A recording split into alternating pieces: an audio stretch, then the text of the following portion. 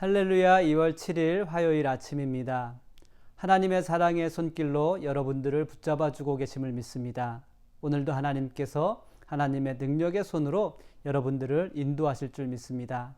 오늘 우리가 함께 읽고 묵상할 말씀은 사무엘상 9장 1절 말씀부터 14절 말씀을 함께 읽고 묵상하는 시간을 갖도록 하겠습니다.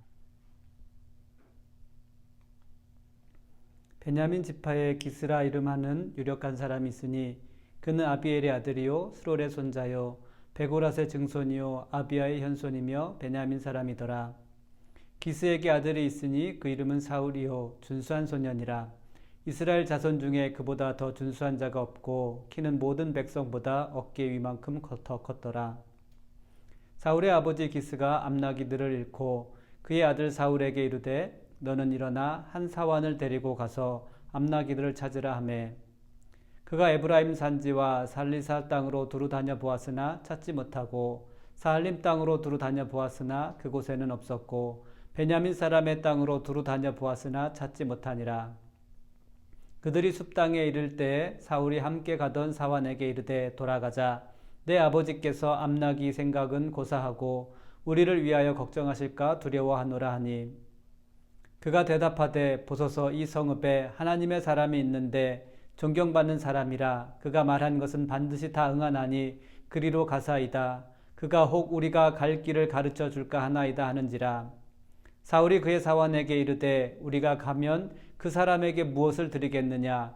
우리 주머니에 먹을 것이 다하였으니 하나님의 사람에게 드릴 예물이 없도다. 무엇이 있느냐 하니 사환이 사울에게 다시 대답하여 이르되 보소서 내 손에 은 한 세겔의 4분의 1이 있으니 하나님의 사람에게 드려 우리의 길을 가르쳐 달라 하겠나이다 하더라. 옛적 이스라엘 사람이 하나님께 가서 물으려 하면 말하기를 선견자에게로 가자 하였으니 지금 선지자라 하는 자를 옛적에는 선견자라 일컬었더라. 사울이 그의 사환에게 이르되 내 말이 옳다 가자 하고 그들이 하나님의 사람이 있는 성읍으로 가니라. 그들이 성읍을 향해 비탈길로 올라가다가 물 기르러 나오는 소녀들을 만나 그들에게 묻되 선견자가 여기 있느냐 하니 그들이 대답하여 이르되 있나이다. 보소서 그가 당신보다 앞서 갔으니 빨리 가소서. 백성이 오늘 산당에서 제사를 드리므로 그가 오늘 성읍에 들어오셨나이다. 당신들이 성읍으로 들어가면 그가 먹으러 산당에 올라가기 전에 곧 만나리이다. 그가 오기 전에는 백성이 먹지 아니하나니 이는 그가 제물을 축사한 후에야 청함을 받은 자가 먹음이니이다. 그러므로 지금 올라가소서 곧 그를 만나리이다 하는지라. 그들이 성읍으로 올라가서 그리로 들어갈 때 사무엘이 마침 산당으로 올라가려고 마주 나오더라. 아멘. 하나님을 버린 이스라엘 백성들은 사무엘에게 다른 나라들처럼 왕을 세워달라는 요구를 했습니다. 사무엘은 하나님을 버린 이스라엘 백성들에게 앞으로 왕이 백성들을 다스리게 될 것이며 백성들은 왕의 종이 될 것임을 가르쳤습니다. 그럼에도 불구하고 백성들은 왕이 백성들을 다스리고 왕은 백성들을 위해서 앞서 나가 싸우게 될 것을 기대하고 있었습니다. 오늘 말씀은 백성들의 요구에 적합한 인물로 사울을 소개하고 있습니다. 사울은 유력한 집안의 배경을 갖고 있었습니다. 사울은 유력한 기스의 아들이었습니다. 유력하다는 의미는 힘이 세다 혹은 재력이 있다라는 의미입니다. 즉 사울은 힘센 용사의 집안 혹은 재력이 있는 집안 출신이라는 것입니다. 그리고 사울의 외모는 다른 사람들보다 준수했습니다. 또 사울은 다른 사람들보다 신체적인 특출함을 갖고 있었습니다.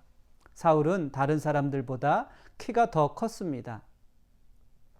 또한 사울은 베냐민 지파의 후손이었습니다.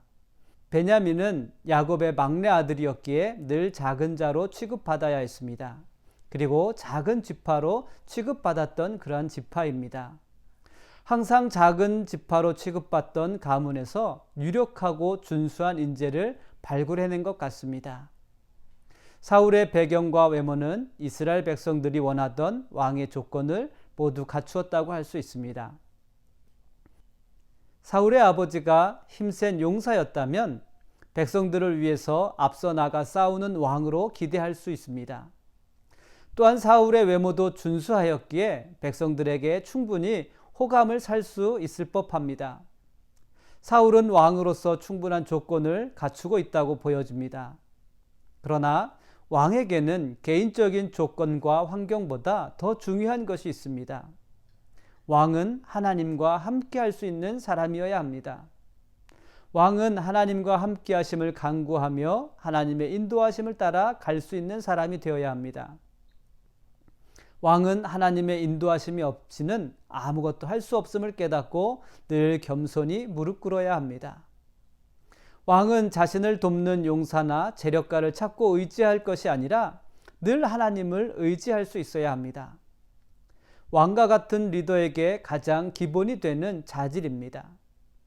사랑하는 성도 여러분, 하나님의 사람들에게는 그가 갖추고 있는 조건과 환경보다 더 중요한 것은 하나님과 함께 할 수 있는 사람이 되어야 한다는 것입니다.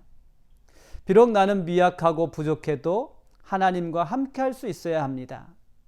실패 속에서도 변함없이 하나님을 찾고 하나님의 인도하심을 간구할 수 있어야 합니다. 왜냐하면 하나님은 실패하지 아니하시고 늘 변함없이 신실하시기 때문입니다. 신실하신 하나님의 섭리는 사울을 하나님의 계획으로 인도하고 계셨습니다. 사울은 나귀를 찾기 위해 구석구석 돌아다녔습니다. 그러나 사울은 잃어버린 나귀를 찾지 못했습니다. 사울은 더 이상 나귀를 찾을 수 없게 되었을 때 사환의 권유를 따라 선지자를 찾아가게 되었습니다. 그러나 이 모든 과정이 하나님의 섭리 안에 있었던 것인 줄 믿습니다.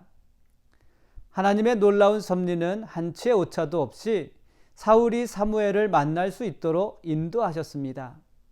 하나님의 인도하심이 한치의 오차도 없이 이루어져 가고 있음을 우리는 볼 수 있어야 하겠습니다. 하나님의 놀라운 섭리 가운데 사울이 이스라엘의 첫 번째 왕으로 세워져 가고 있는 중입니다. 사랑하는 성도 여러분, 우리의 모습이 화려하지 않고 호감을 줄 수 있을 만한 것이 없습니까? 가정의 배경도 미약하십니까? 문제를 해결하기에 지혜롭지 않고 경험도 부족하다고 생각하십니까? 그러나 하나님은 그렇기 때문에 너를 택하셨다라고 우리에게 말씀하고 계십니다. 나는 화려하지 않아도 미약해도 지혜가 부족해도 하나님의 계획을 바라보며 하나님의 인도하심을 구할 수 있게 하시는 줄 믿습니다. 여러분, 하나님의 놀라운 섭리가 준비되어 있음을 신뢰하십시오. 하나님의 한치의 실수도 없이 우리를 인도하고 계시는 줄 믿습니다. 하나님의 인도하심을 신뢰하는 여러분들에게 모든 것이 협력하여 선을 이루고 계시는 줄 믿습니다. 하나님께서 사울의 발걸음을 사무에게로 인도하셨던 것처럼 여러분들의 발걸음을 하나님의 섭리를 따라 인도하고 계십니다. 하나님께서 인도하고 계시는 발걸음 속에서 하나님의 뜻을 깨달을 수 있는 은혜가 여러분의 삶에 항상 넘치시기를 우리 주님의 이름으로 축복합니다. 우리 같이 기도하겠습니다. 살아계셔서 오늘도 변함없이 하나님의 놀라운 섭리 가운데로 우리를 인도하고 계시는 하나님, 우리의 삶 속에서 늘 하나님의 인도하심을 간구하며 또 하나님의 인도하심을 따라 순종할 수 있는 은혜가 있게 하여 주옵소서. 아버지 하나님, 우리의 배경이, 우리의 조건이 사울처럼 화려하지 않고 유력하지 않을지라도 늘 하나님을 신뢰하며 나아갈 수 있는 믿음의 삶이 되게 하여 주옵소서. 오늘도 우리를 변함없이 인도하고 계시는 그 하나님의 손길 가운데 있음을 저희가 신뢰하며 감사할 수 있는 믿음의 하루가 되게 하여 주옵소서. 감사하며 예수님의 이름으로 기도드렸습니다. 아멘.